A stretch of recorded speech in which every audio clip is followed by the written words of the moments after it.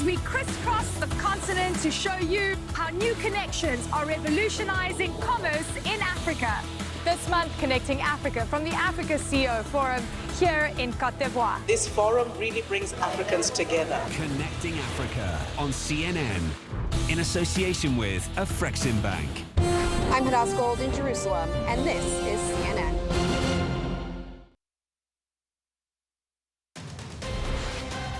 Oh, all the pomp and ceremony of Wimbledon, 100 years of the famed centre court, a weekend of drama and controversy too at the All England Club. Some bad blood as well as far as Nick Kyrgios and Stefanos Tsitsipas are concerned. We have all the fallout for you this Sunday. And the very latest from an action and incident-packed British Grand Prix is just ahead. Some concerning moments too, right at the start of the race at Silverstone today. And they're up and running at this year's Women's AFCON tournament, why host Morocco have already made it a weekend to remember for them. CNN's World Sport begins right now.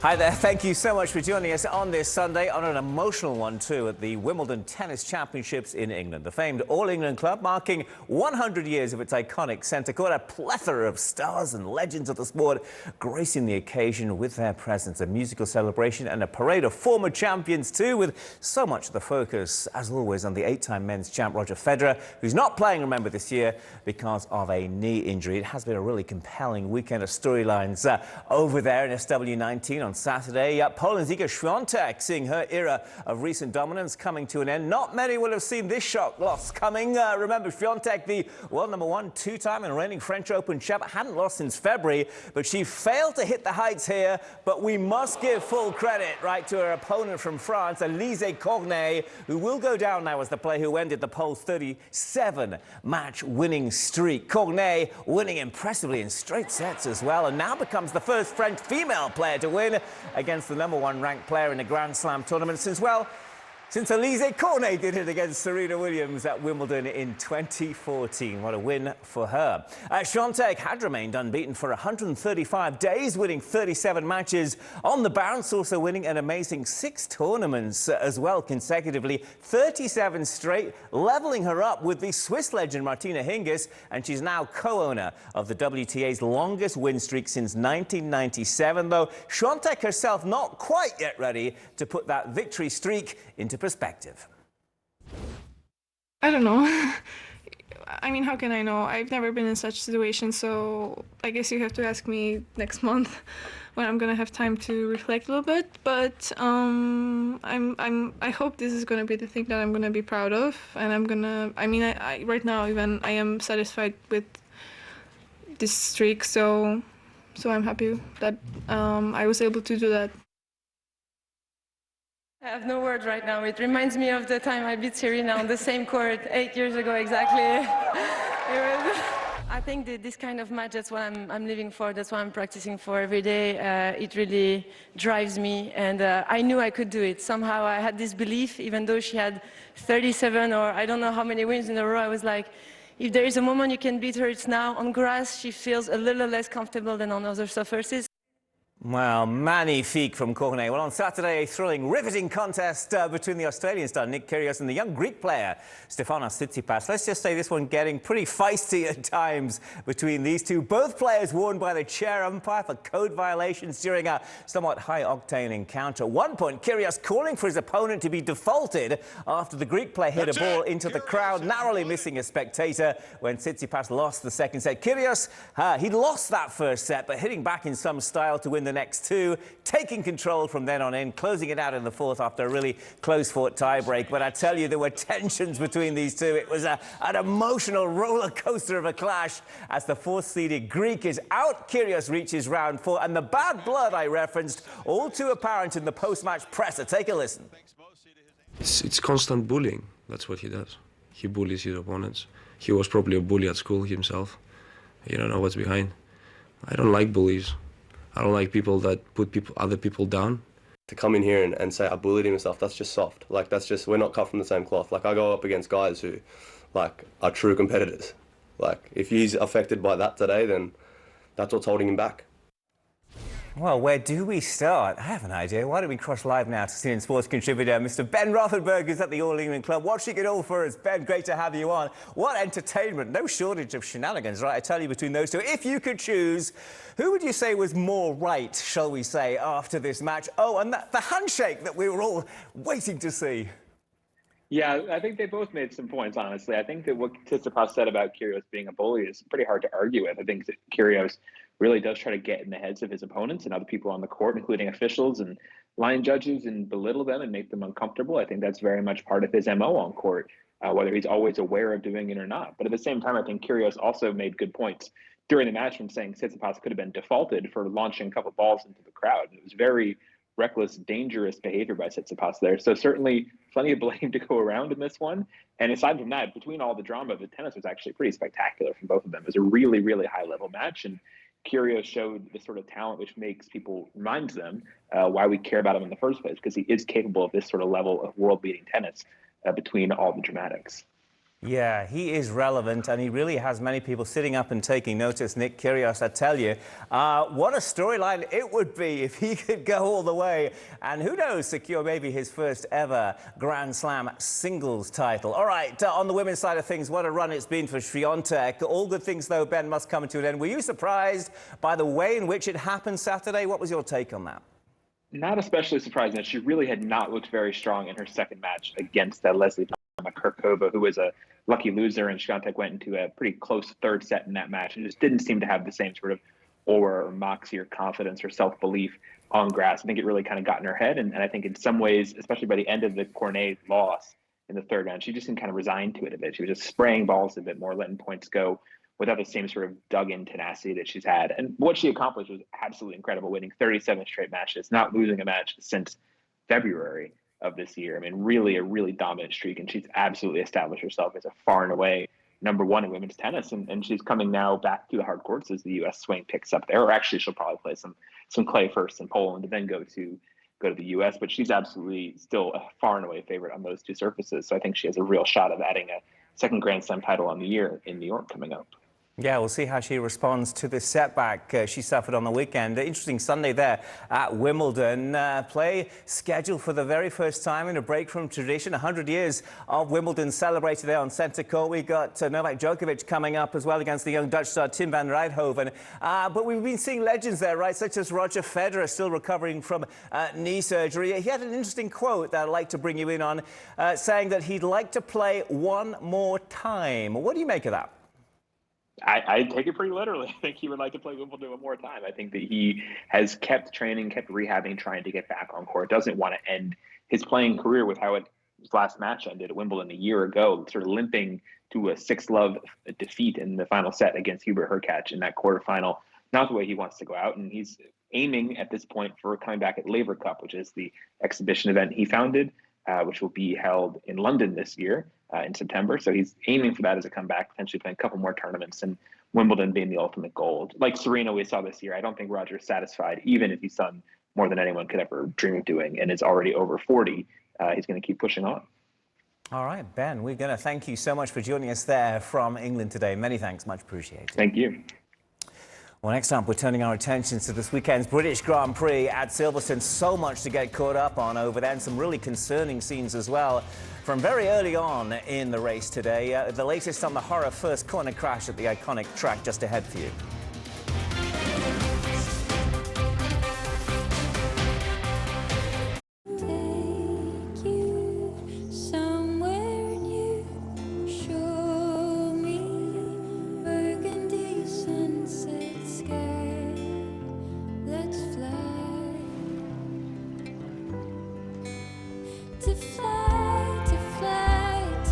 Wherever you go in the world, one airline goes further to make it feel exceptional.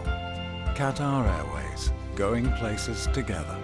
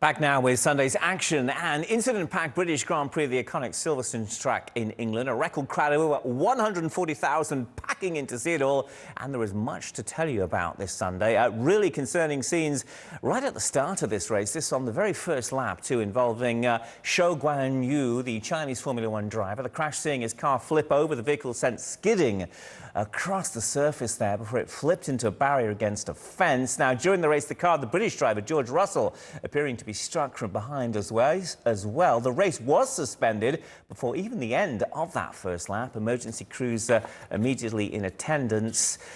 With Zhou and the Williams driver as well, Alex Albon, ultimately taken to the medical centre. Both cleared of major injuries. Thankfully, race continuing at this hour. We'll have the latest for you and how it all plays out later on. Of course, we're all well aware of the dangers of high-speed motorsport, and another incidence of that on display earlier there at Silverstone. This was during Sunday's F2 race, and before we show you, be rest assured that both drivers were unhurt. The cars of Dennis Hauger and Roy Nissany brushing against each other. Hauger getting pushed into the infield, but as the cars reached the curve known as the sausage curbs there, the Norwegian's car flying up on top of Nissany's. The halo device absolutely doing its job as a clear example of the safety mechanisms in play, surely saving the life of the Israeli-born Nissany there. Both drivers out of the cars of their own volition. The incident set to be investigated, but thankfully no injuries there. We have much more to come on CNN's World Sport as the controversial Live Golf Series wrapping up its second event this weekend near Portland. The Saudi-backed competition continuing to divide opinion in no uncertain terms. Now an Irish golf great weighing it in on it all, and he is certainly not holding back. Stay with us. Bua Group is one of Africa's largest foods, mining, manufacturing and infrastructure companies, with key investments in cement, sugar, edible oils, flour and pasta, construction, oil and gas, ports operations, amongst others. With these investments, Bua Group is unlocking the economic potential of Africa. Bua Group, unlocking opportunities.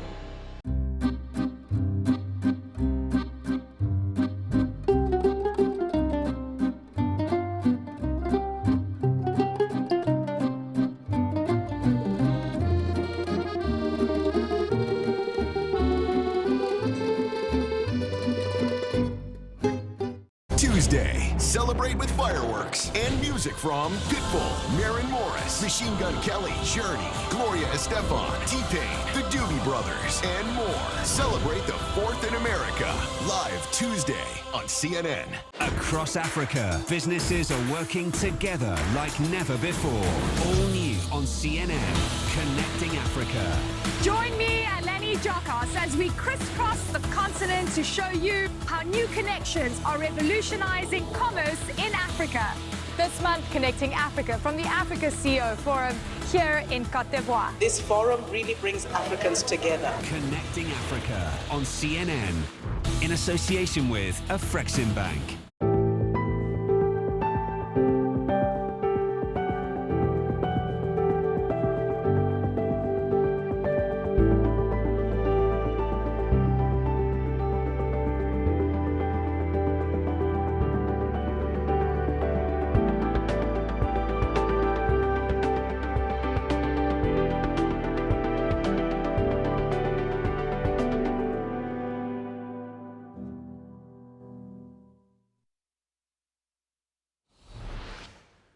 Back now with the new and highly controversial Saudi-backed Live Golf Series, which has just concluded its second event Saturday in the US state of Oregon. This series, remember, a 54-hole format. That's 18 less holes than the traditional PGA and DP World Tours, and they offer a lot more money too.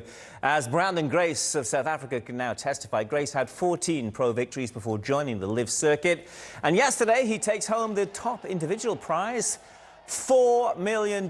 Key moment was on 16 when Grace chipped in for birdie to take a two-shot lead with 2 to play, and that would effectively seal him the victory there near Portland. The first 2 Live Golf events have actually now been won by South African players after Charles Schwartzel won the series opener in England last month. Listen, I'm playing here against the best in the world. Thank you. I mean, I still have to play some good golf. I mean, today was no walk in the park. I mean, I was behind majority of the day. I had to work my butt off, try to make birdies. And at the end of the day, you know, I got chills when I got onto 18, the people chanting your name. I got nervous over the 4-footer, just like I would do in any other tournament. You know, we're out here, we're playing golf, this is what we're good at. And it's just nice to see that people actually realize and recognize you for what you are and what we do for the game. And obviously this is, you know, creating more opportunities for everybody else. And like I said, you know, earlier up there, we're all very excited and we're here to stay. Well, another high-profile name adding his name to the LIV Golf rosters. England's Paul Casey, who's been battling injuries in recent months, hasn't played since March, joining fellow Brits Lee Westwood and Ian Poulter on the breakaway circuit. Casey likely to make his debut at the tour's third event at the Trump National Golf Club in New Jersey. It seems everyone has an opinion on the LIV Golf movement right now, and Ireland's three-time major winner Padraig Harrington no exception. I actually don't have any problem with the guys who have gone to LIV Golf. They're gone to go and do their thing. I really don't. Everybody's got to make their own choices, but you make a choice, you make your bed and you sleep in it. Like, that's it. That's it. It was very clear that, you know, the guys who didn't go, especially guys who could have gone, you know, who possibly, you know, would have had offers on the table, you know, they've taken a big decision not to take the money. So it was very, very clear that there would be severe sanctions for anybody who went. But I honestly don't judge the guys who went for the money. Like, it's a pretty good offer. You know, if somebody turn around and offer you that sort of money, and bear in mind, at times people are looking at the moral side of it. Everybody has different morals, depending what country you come from, depending what religion you are. There's just so many different things going on. Why we would impose what I think on somebody else. So if they've gone and they're happy to have gone, fair play to them. You know, there's great money there. There's certainly room for it in golf. The rest of golf has started to improve based on that tournament. I'm particularly happy that the European Tour and the PGA Tour have come out and started focusing on themselves to get better. You know, instead of trying to pull down the other tour, let them at it. You know, I wouldn't sanction them as far as I'd let them play in the majors if it was me. I'm not, you know, I don't have a problem with that. I see it as a competitive tour. I grew up seeing the PGA Tour as a competitive tour, so I don't have a problem with another tour being out there competitive. But the players who have gone, that was their choice, and they knew what was coming. And to be honest, most of the players on this side would think that the sanctions are too light, way too light. So the players would be wanting more. So, and they're their friends. Like, we're all friends. Like, we know each other. We're saying, you've gone and done your thing. We're going to do our thing. And I definitely don't begrudge anybody who's gone. It was, you know, and with the commitment that LIV look like they look like they will be here for years to come. And players will do very well out of it. But that's their tour, and this is the European Tour, well, DP World Tour, I should say. The PGA Tour is over there, so, you know, there has to be some boundaries. Interesting what he says there on sanctions. All right, let's get to Harrington's homeland now, where the US star Jordan Spieth had quite the practice round Saturday, playing a shot with some extra spectators just behind him. Neither the GOATs nor Spieth really seemed concerned at all. Spieth gearing up for the Scottish Open, the Open Championships as well in the coming weeks. GOATs have been roaming around Lahinch Golf Club in Ireland, you know, since the early 1900s. Speaking of the GOAT, or greatest of all time, though Jack Nicklaus fans may well argue differently, Tiger Woods arriving via helicopter to play in Ireland at Adare Manor for the JP McManus Pro-Am charity event, the 15-time major winner. Cool as you like, look at that. Hasn't played competitively since limping out after 3 rounds of the PGA Championship. That was back in May. By the way, LIV golfers Bryson DeChambeau, Dustin Johnson and Brooks Koepka all expected to play in the event as a warm-up to the Open Championship at St Andrews. Next up, it's all eyes on the Women's Africa Cup of Nations, now underway in Morocco. We'll bring you the remarkable story as well of one Nigerian superstar whose legacy is sure to be not just an illustrious playing career, but so much more besides. Stay with us.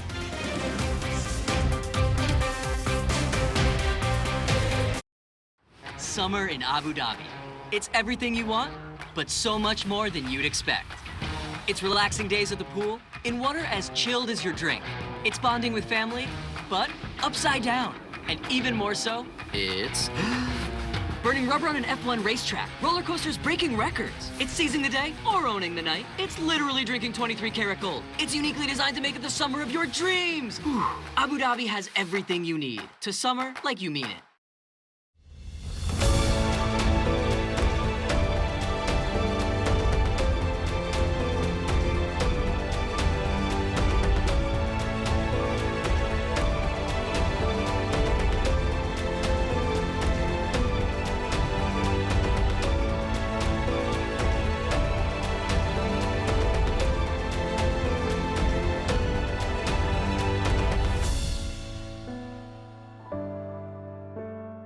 All new African Voices Changemakers. Create opportunities. Impact communities. Transform lives.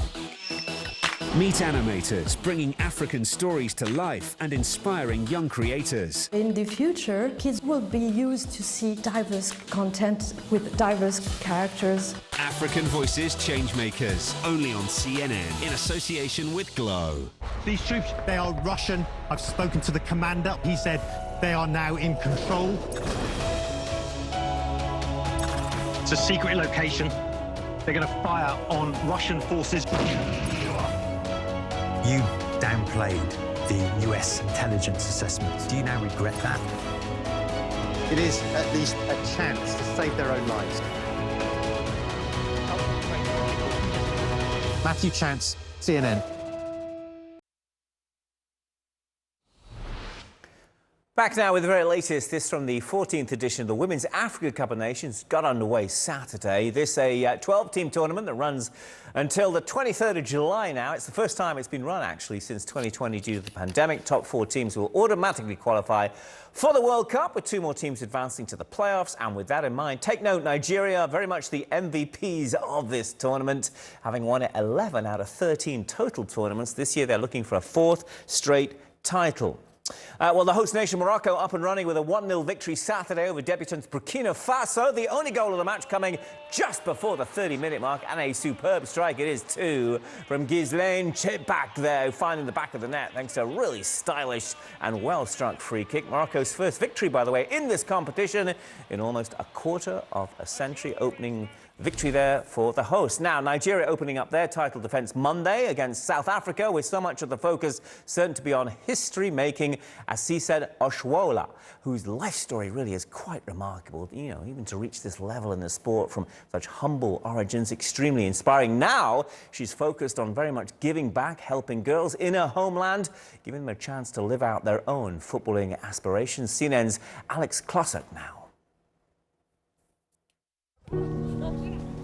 When I was growing up, I never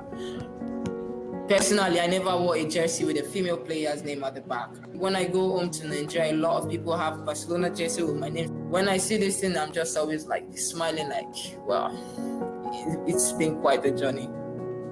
A 4-time African Women's Footballer of the Year, captain of Nigeria, and the first ever African player to win the Women's Champions League, Asisat Oshoala's rise to the top is the story of triumph over adversity. As an African girl child, you know, they say things like, oh, you're a girl, you're not supposed to be playing football, you're supposed to be at home helping your mother. They see soccer or football as a male-dominated game. So each time I kind of like go to play football or something, I'm always in trouble. Sometimes I don't get to sleep at home. I had to go to my grandmother's place to sleep at night. Back then it wasn't the same, it was different, entirely different orientation. I made them believe that, okay, if they make young kids go after their dreams, there's always something positive to come out of it. And today I think they realize that.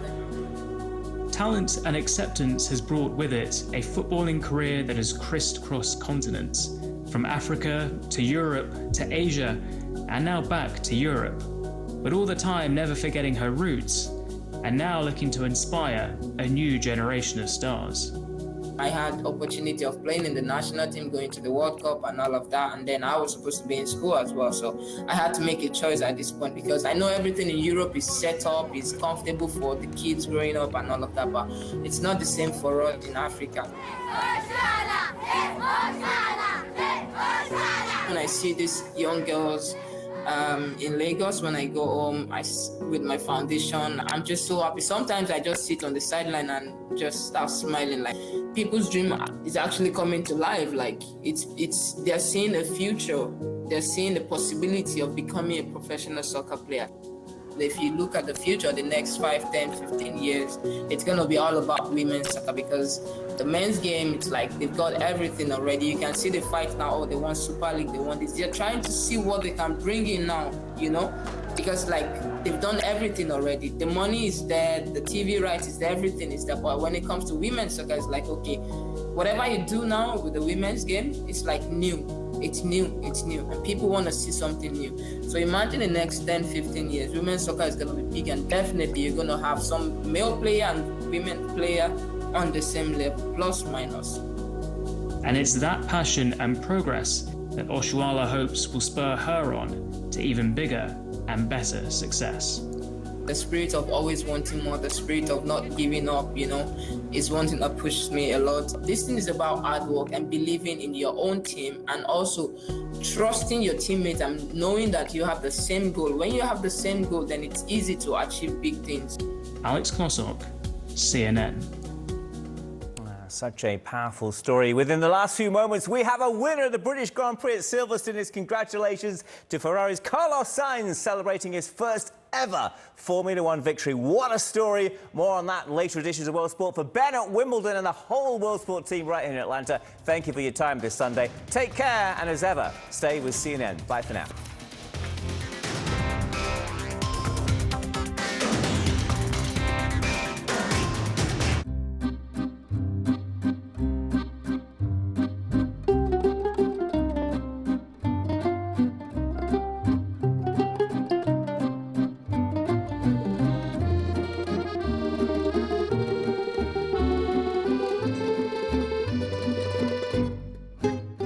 I would describe One World as compelling, inclusive, and original.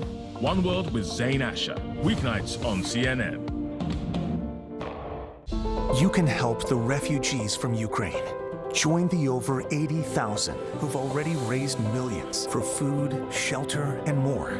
Explore cnn.com/impact. Click to take action.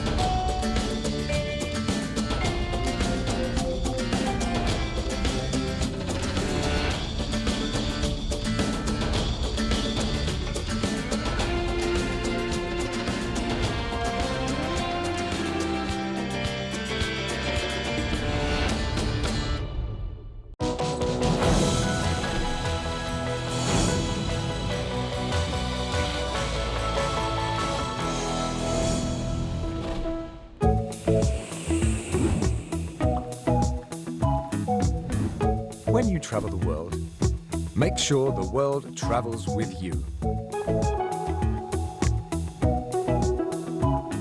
Check in, log on, and get connected with all of the latest developments at your fingertips. CNN Partner Hotels. Connected to your world.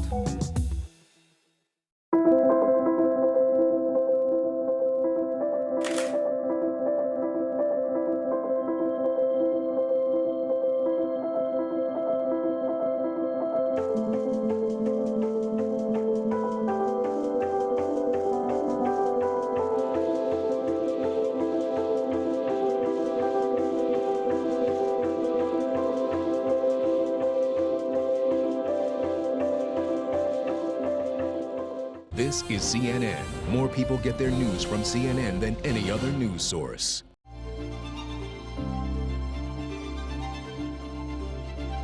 Inside Africa, in association with Zenith Bank. We've been harnessing the power of the sun since the beginning of time.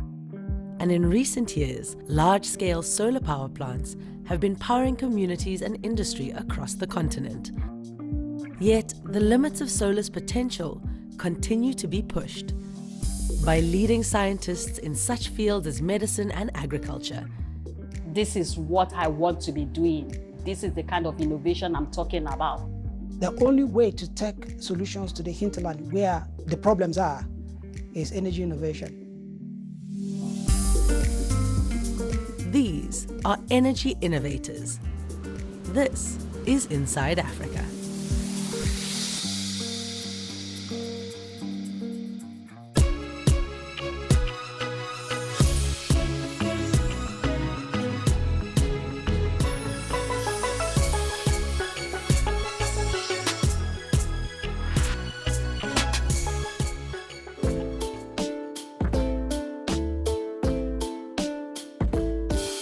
Africans may have thought that they are unable to create solutions for their culture-specific needs and perhaps require someone who looks like them to demonstrate that technological independence of Africa is actually a reality if they want to focus on it. This is the reason I focused my career on this.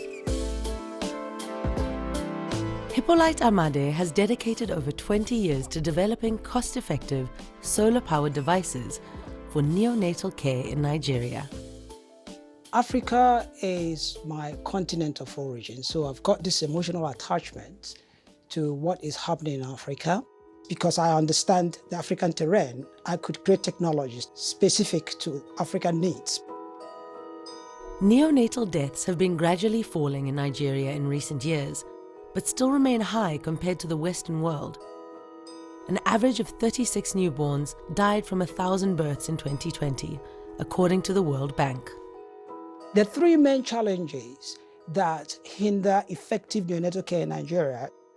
Number one, I would say insufficiency of referral centers to help the babies. Number two would be that even the centers that exist, they are massively ill-equipped. But the most annoying of all this, the third one, was that the few equipment that are available will not even run consistently and constantly when you need them because of power cuts. Hippolyte felt compelled to help and devise inexpensive, scalable solutions.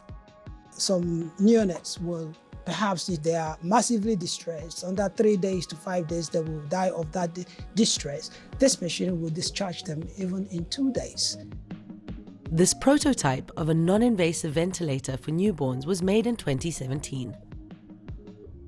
The job it does is to help babies to breathe and even teach babies how to breathe.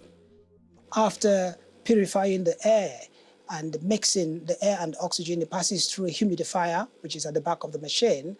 Then it goes into this respiratory circuit. So this is the bit that goes to the baby, the baby's nostrils. And then you will now be able to control how long the air stays in the lungs before it comes out through your manipulation of the end respiratory pressure, which is controlled by water column. The design underwent 2 more iterations before being mass-produced for a fraction of the cost of standard neonate ventilators in Nigeria, according to Hippolyte. This prototype is running on mains electricity. But the ones that we are creating that goes to the villages have got cigarette lighter input that goes to the solar generated power. So babies that would otherwise not have access to ventilators are having polite heart save their lives. The ventilator is one of 10 medical devices Hippolyte has adapted to run on solar for rural and city hospitals in Nigeria. What I do is to create a module that enables this machine to run on low voltage, which I harvest from the sun.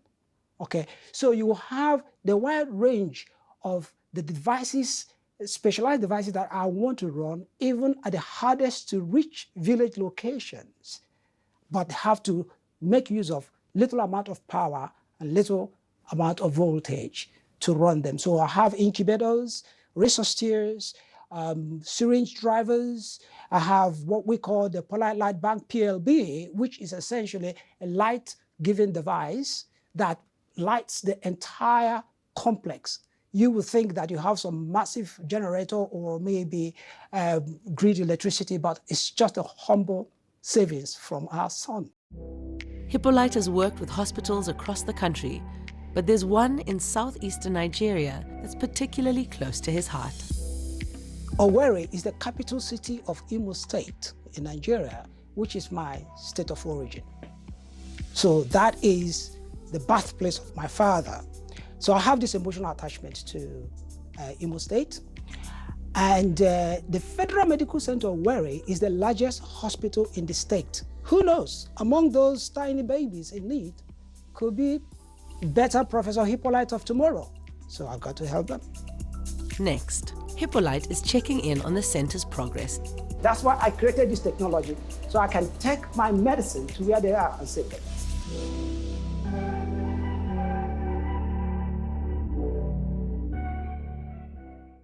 Thinking of banking in Africa? Think Zenith.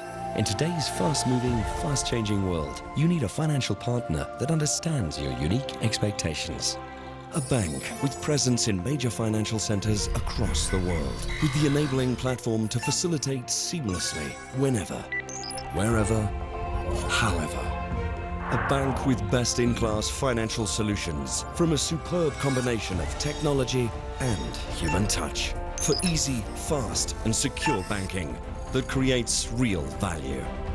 Turning dreams into reality is now in your hands. People, technology, service. Zenith Bank, in your best interest.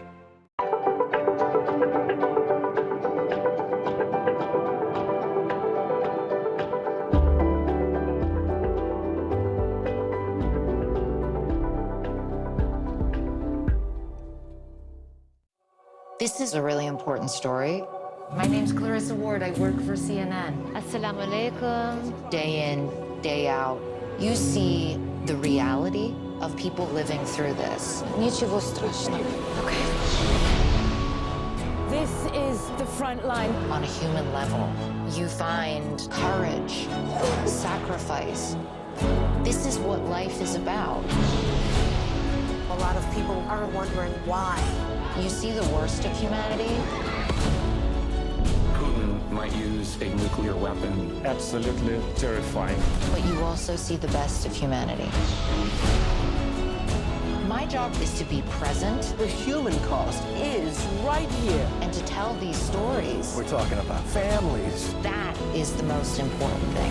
I'm Clarissa Ward in Ukraine. This is CNN.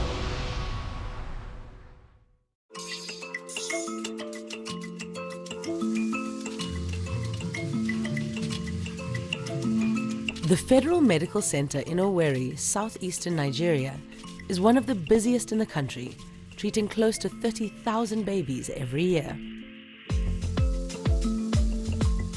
Power supply is quite challenging. Sometimes power is not available. Other times it is very irregular. Even when it's there, at times it's not the right quality. It's either too high or too low for our delicate equipment and our delicate babies. Hippolyte Amade, a specialist in neonatal care and energy innovation, has been rebuilding the equipment in the special care newborn unit to run on solar power.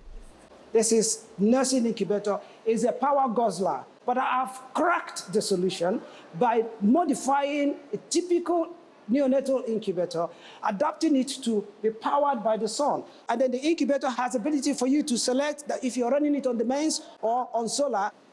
Here again is another essential device. This is the Colibri. Normally, from here, you would take conventional power to operate the Colibri. But right now, the Colibri, through that cigarette lighter, is taking power from my son. I've already remodified the things inside, and you can now run the Colibri, and then the sun will power it for you. You can treat jaundice at the remotest part of the world using conventionally tried and tested devices.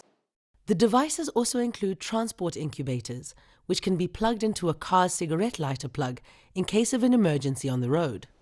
That's why I created this technology, so I can take my medicine to where they are and save them. And it will be a thing of the past for us to be losing babies. So there are a total of about 7 different solar solutions that cover the entire neonatology, making it absolutely possible for neonatology or neonatal care to be performed in any part of the world. Provided the sun comes out every day, you're covered. But the most important one, I want to tell you people that you may not just see physical now because it's daytime, is that 100% of the power that I need to light this place, both this place, the doctor, junior doctor's room, senior doctor's room, and nursing mother's room, 100% of the energy I require to light this place I generate from the sun. Hippolyte's enthusiasm is infectious, inspiring the next generation of doctors to become problem solvers. I met Professor Hippolyte in 2015 during one of his consultancy visits to my unit, newborn unit. So he provided alternative solution for our power supply needs in the unit. I was quite inspired by somebody bringing this innovation. This is like providing solution to what we need. Light has always been an issue. Electricity in Nigeria has always been an issue. So somebody being able to provide an alternative for us, a solution to that problem, that was a great motivation for me. And I was amazed by his ingenuity. And for me, it's like in alignment with, oh, this is what I want to be doing. This is what I love seeing. Temilade asked Hippolyte to be her mentor and has witnessed the creation of some of his life-saving inventions firsthand. For us, respiratory distress syndrome is a huge problem in the unit. So you have children finding it difficult to breathe. All we can provide for them is oxygen, which is not enough. That's not what they need. They need an assistance for them to be able to breathe better. The unit doesn't have the money to purchase the high-end equipment that is needed. Then our prof was like, oh, but we can do something. We can come up with a machine of our own that is low cost, that the unit can avoid, and yet can serve in saving the babies.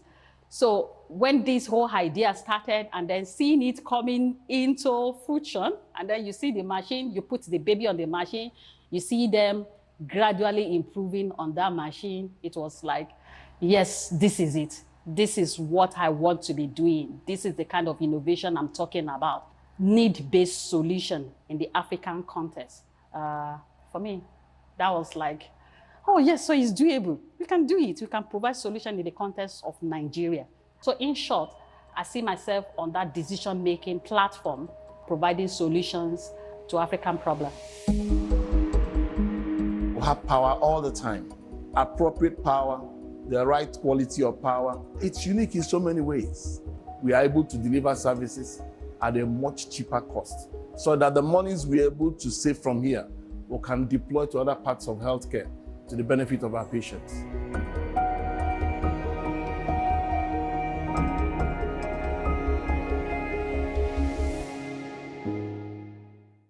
Thinking of banking in Africa? Think Zenith. In today's fast-moving, fast-changing world, you need a financial partner that understands your unique expectations. A bank with presence in major financial centers across the world, with the enabling platform to facilitate seamlessly, whenever, wherever, however. A bank with best-in-class financial solutions from a superb combination of technology and human touch for easy, fast and secure banking that creates real value. Turning dreams into reality is now in your hands. People, technology, service. Zenith Bank, in your best interest. Tuesday, celebrate with fireworks and music from Pitbull, Maren Morris, Machine Gun Kelly, Journey, Gloria Estefan, T-Pain, the Doobie Brothers, and more. Celebrate the 4th in America, live Tuesday on CNN. Our mission here at CNN, the news comes first. More breaking news that we are following right now. Welcome to the Situation Room. We have breaking news.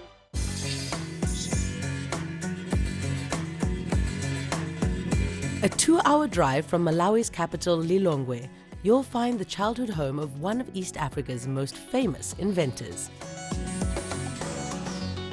They say that necessity is the mother of the innovation. So always like trying to find the ways how I can be able to solve some of the problems that people are facing. William Kamkwamba was just 14 years old when he built a windmill from recycled parts to save his family's farm from a devastating drought. Because of that drought, I couldn't go to school, and I started going to the library, reading books, and one book had a picture of the windmill, and they say windmill could pump water. The word pump water attracted my attention. I say, if I can build a windmill to pump water, then I can solve this problem. Local farmers and journalists learned about his ingenuity, and his story spread across the world. I found William's story just deeply inspiring, basically, and hopeful and optimistic.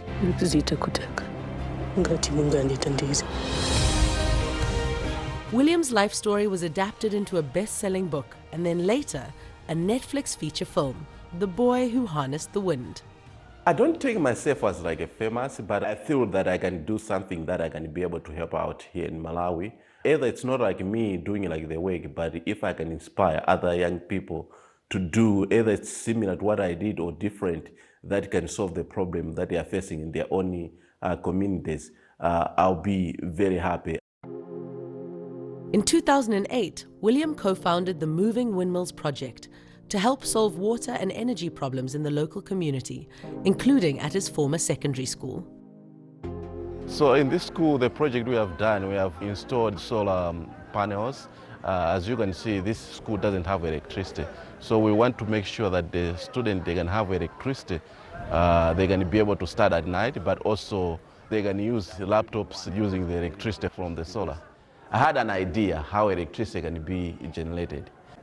I faced a lot of challenges when I started that would have simply stopped me from achieving what I achieved. I wish to be like him because I also have a vision to help my fellow students when I grow up. Whenever I see something new, I want to tell, how does it work? How is it happening? William went on to study engineering at Dartmouth College in the United States. I was working at the machine shop helping students that they had a project for their class to make parts of their project designing at the machine shop. So that really inspired me that if I can have a similar machine shop here in Malawi, working with younger people, we can come up with a lot of ideas, ideas that can actually solve the problem that they are facing in their own communities. One such idea he's working on is electric bikes powered by solar-charged batteries. The bicycles are very important because they are means of transportation. A lot of people who don't have cars depend on the bike to carry pretty much everything that you have. We are making our own battery pack, designing our own battery, so the size of the battery can also respond how far, what the range of the bike can be. This initiative is one of many William has set up with young people through his Moving Windmills project. They have several community hubs where students can play maths games and study. The main goal for Moving Windmills is to inspire young people to seek solutions to their own problems and challenges, and giving them the tools that they can help them to achieve that goals. The next step is building an innovation center in Kasungu, where his work is based, to empower the next generation of Malawian problem solvers. Let's go check it out this way. Watch your step. Still in the fundraising stage, the center's 30-acre site is being designed by Mass Design Group, who specialize in community-centered architecture across the world. The center aims to gather hundreds of students, mentors, and community members per year and run programs in areas like developing new farming practices that'll help improve livelihoods. And of course, true to William's first invention, windmills will be providing water and power to the entire campus. I wish if I had a space that will have tools that I can work on my design, and also finding mentorship that I needed to help me throughout my process. I wish I have had that. That's why I wanted to give that chance opportunity to other young people, that they are allowed to tinker and use the tools that they need and have the mentorship that they can be able to guide them on what they are doing.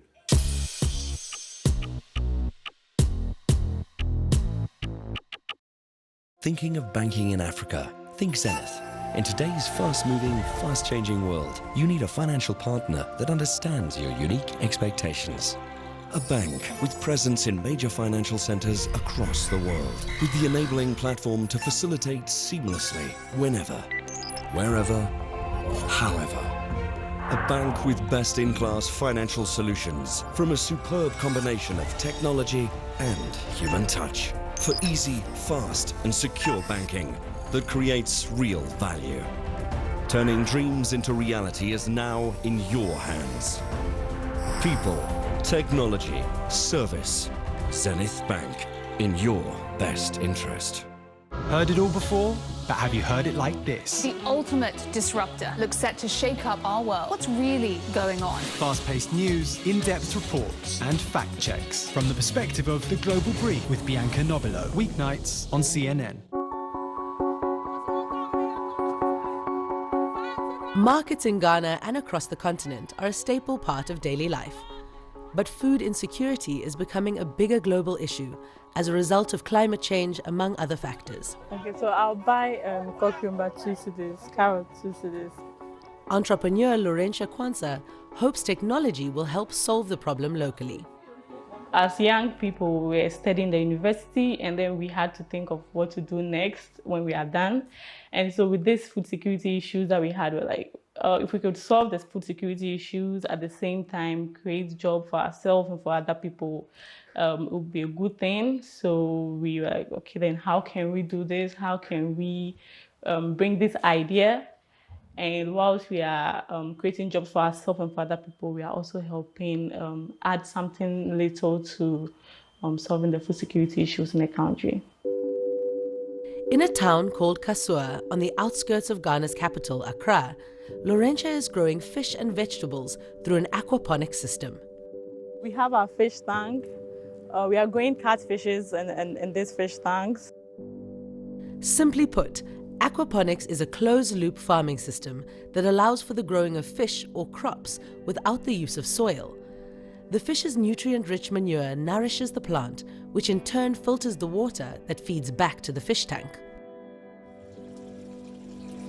We have a chop and flip system here, and we are growing red leaf lettuce and flat leaf lettuce. And in here we have our fishes, and we have a submersible pump inside that actually pumps the nutrient-rich water from the fish tank to our grow bed, and the water goes back to the fishes. So you can see the water is clean because the plants take out the nutrients.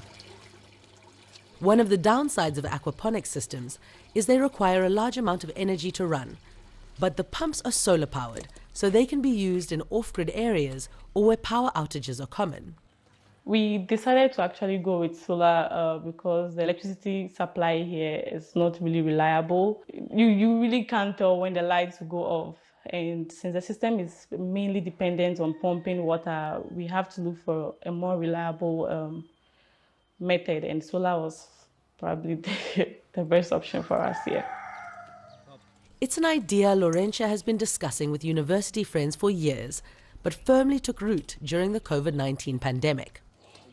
During that moment, we realized this is something that even for future pandemics, if somebody could grow food themselves at home, and if you can't even move around, then it's something that it's worth investing into. So it was during COVID-19 that we bootstrapped and decided to actually build a prototype. So I would say that was like a key moment, because that was when we had something we could prove, something physical. Laurentia created her first aquaponics kit in 2020. And while solar panels are still expensive to buy, she tries to keep costs down by selling kits in various sizes with cost-effective smart sensors. When it comes to aquaponics, you have to check and make sure water quality parameters are